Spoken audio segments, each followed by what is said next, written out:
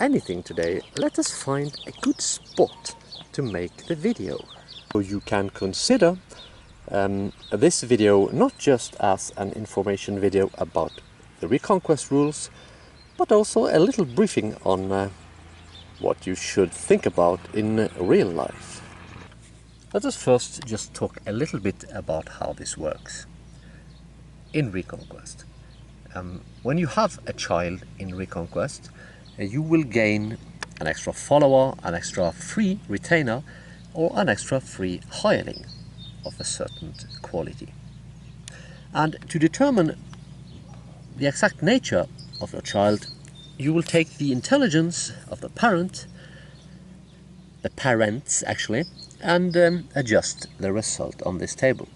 So the more intelligent you and your wife are, the bigger the chance for an extra follower. If the child becomes a hireling, it means that he failed his reincarnation ritual at age 7 and therefore is not a reincarnated ancestor, but instead just an NPC, like most people are today.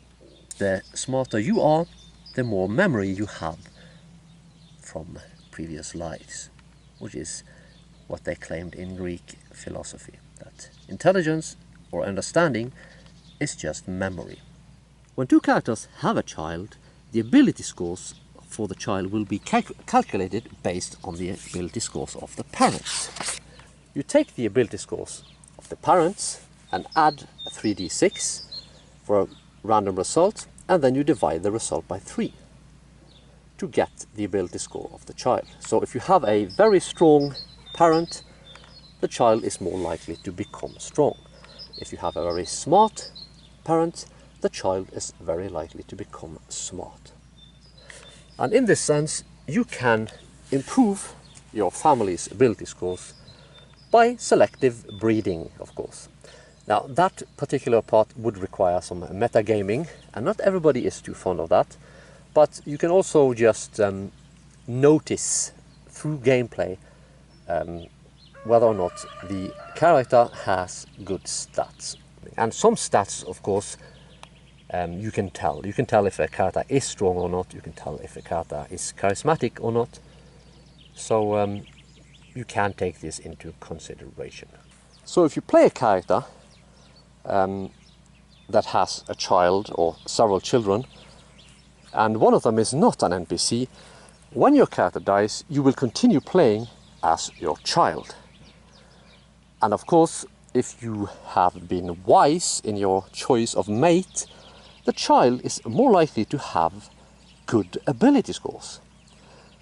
And with time, you can actually get a family with very, very good ability scores, because you have utilized some racial hygiene principles.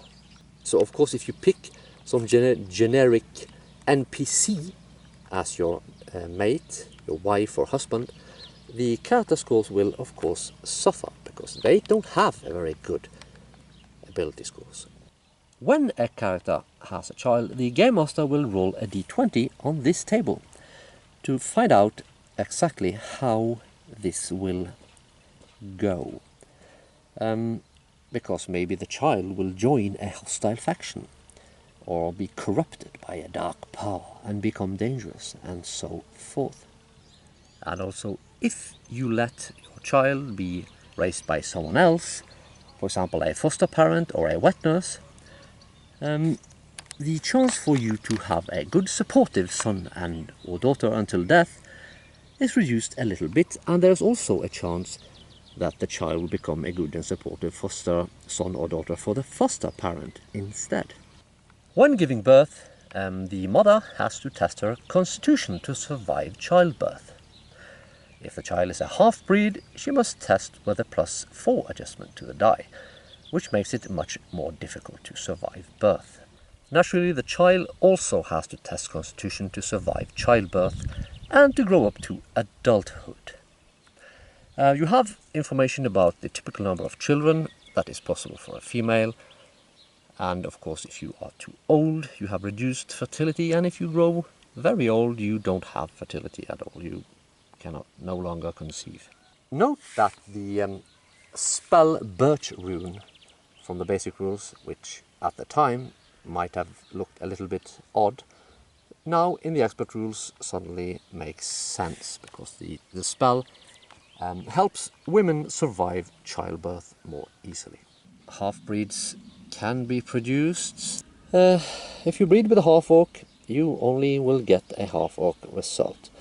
If you breed with an orc, you always get a half-orc. If you breed with a savage, you will always get a savage. And an NPC means that this is not a reincarnated forebear, and you cannot play that character when it becomes an adult.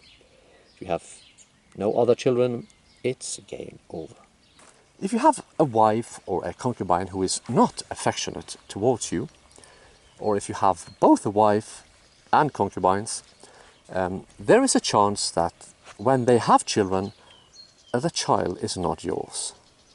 And also, if you have concubines who are not affectionate towards you, there's also a chance that they actually poison you. What is unique about this game is that there are rules for building a family. The rules are based on actual historical sources and how it used to be. And you are meant to play not just your character, but also his descendants. And this means that you will, when you play the game, you will think about the consequences of your actions for future generations, which I think is a good thing. More people should do that today as well, especially the boomers. And you can keep on playing even if your character dies. So death in this game isn't that much of a problem, because you can just keep on playing as one of your adult children. And if the child is not yet an adult, you can just wait until it becomes an adult. And there are rules here for how to accelerate time in such situations. Because if you have only one player and one game master, you can perfectly well just accelerate time, right? If you have several players, this is of course problematic. So although the purpose of this game is of course to have fun, it is also meant to help you think about such things in life as well. Because although these are just rules for a game and such, the same applies to real life. We are our ancestors, and we become our descendants. And this is not even a religious view, this is a biological view. My DNA is that of my ancestors. The DNA of my children will be my DNA. And if my DNA becomes mixed up with some DNA that is very alien, like orc DNA or savage DNA, then my soul will no longer be compatible with the bodies of my offspring, and I will no longer reincarnate. The next time I'm going to talk about fast traveling and some random encounters for settlements and such. Thank you for watching.